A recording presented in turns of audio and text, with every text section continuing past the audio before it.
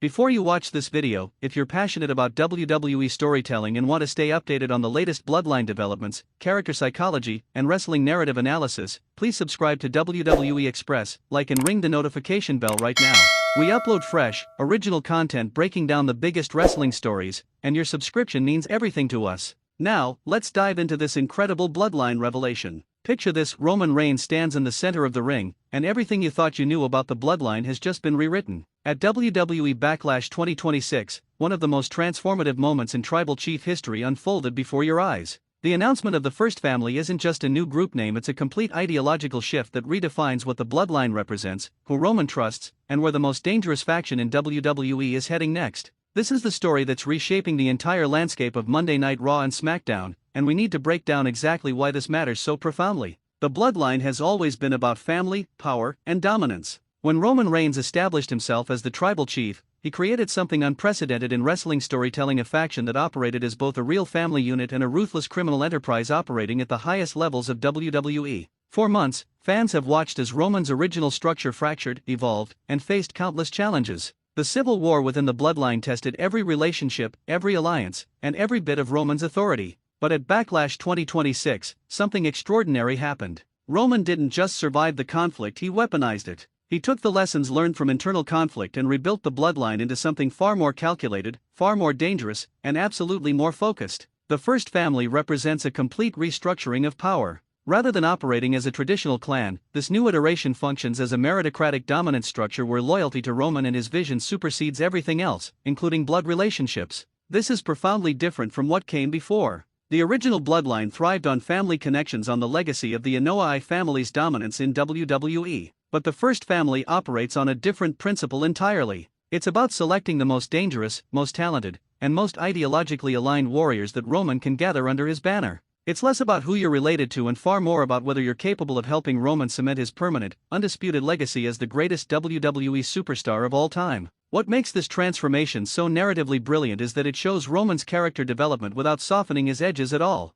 If anything, Roman has become more dangerous, more calculating, and more comfortable with ruthlessness. The First Family isn't a reaction to failure, it's the result of evolution. Roman studied what worked, eliminated what didn't, and created something new. The fresh recruits who've earned positions within the First Family represent the highest caliber of talent WWE has to offer. These aren't hand-picked family members learning the ropes, these are established superstars and rising talents at their absolute peak, chosen specifically because they complement Roman's dominance and extend his reach across every brand, every championship, and every storyline. The psychological depth here cannot be overstated. Roman Reigns has become the ultimate perfectionist. He sees the roster not as competition but as raw talent to be organized into a hierarchy that places him at the apex. The Tribal Chief mentality has evolved beyond tribal leadership, it's become imperial. Roman isn't just leading a family faction anymore, he's building a dynasty where his authority is unchallenged, his vision is paramount, and every member exists to serve the singular purpose of cementing Roman's legacy. This creates incredibly compelling television because Roman's opponents aren't just facing one warrior, they're facing an entire ecosystem designed to ensure Roman's victories and continuation of his reign. At Backlash 2026, the in-ring implications became immediately apparent. The First Family demonstrated coordination that makes them virtually unstoppable in faction warfare. Multi-man matches become nightmares for opposing superstars because the First Family members work in perfect synchronization. Their offense flows seamlessly, their defense is airtight, and their ability to isolate and neutralize opponents is practically surgical. This isn't just impressive athleticism, it's storytelling through execution. Every movement in the ring tells the story of an organization operating at absolute peak efficiency. But the most compelling aspect of the First Family isn't what we see, it's what we anticipate. Roman's organization creates immediate storylines and future conflicts everywhere you look. Which ambitious wrestlers will attempt to infiltrate the First Family's ranks, claiming loyalty while secretly plotting to take down Roman? Which current members will grow jealous of each other's position within the hierarchy, creating internal tension that Roman will expertly manipulate? How will opposing factions respond to the emergence of a group so clearly superior in power and coordination? The First Family doesn't just answer questions about the present state of WWE, it generates countless questions about the future that keep fans theorizing, debating, and most importantly, coming back to watch the next show. The narrative potential is absolutely enormous. Roman's character has reached a point where we're almost watching a WWE villain protagonist in the truest sense. He's not fighting against something, he's building something. He's not reacting to threats, he's creating a system so complete that threats become nearly impossible. This transforms Roman from a wrestler defending his position into something far more menacing, an architect carefully constructing a wrestling empire where his victory isn't just probable, it's inevitable. From a championship perspective, the First Family creates storyline gold for months to come. Every major title program becomes more complicated because you're not just facing the champion, you're facing the resources of the First Family at their disposal. Championship matches that would normally be one-on-one contests become exponentially more dangerous and unpredictable when First Family members exist at ringside or in backup positions. This structure allows WWE to tell incredibly complex stories without overcomplicating individual matches. The threat level is elevated simply by the presence of the organization, regardless of official match stipulations. What's particularly genius is how the First Family transformation addresses fan discourse about WWE's power structures.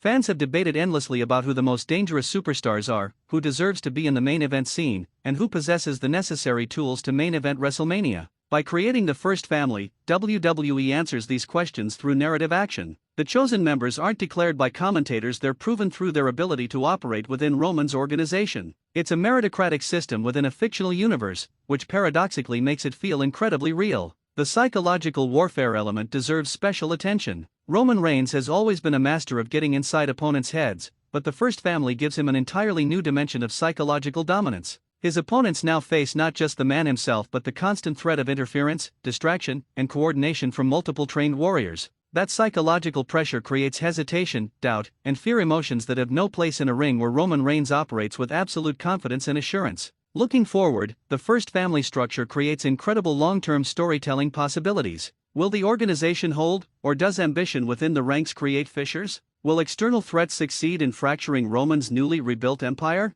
What happens when the First Family reaches such dominance that defeating Roman becomes a collective impossibility? These questions keep the storyline fresh and prevent it from becoming stale. Roman and the First Family exist in a constant state of evolution, where each victory brings new challenges and each conflict provides lessons that strengthen the organization. The bottom line is this: at WWE Backlash 2026, Roman Reigns didn't just introduce a new faction name, he announced the construction of something unprecedented in professional wrestling storytelling. The First Family represents the evolution of dominance, the perfection of power consolidation, and the ultimate expression of Roman's philosophy that only the strongest deserve to stand in the spotlight. This isn't a temporary angle or a short-term storyline device. This is the beginning of potentially one of the most significant eras in WWE history, where one man's vision becomes so comprehensive and complete that defeating him requires not just skill, but a fundamental reimagining of what's possible within the WWE universe. If this deep dive into the First Family and Roman Reigns' evolution captivated you and you want more original analysis of WWE storylines, character psychology, and wrestling narrative breakdown, please subscribe to WWE Express.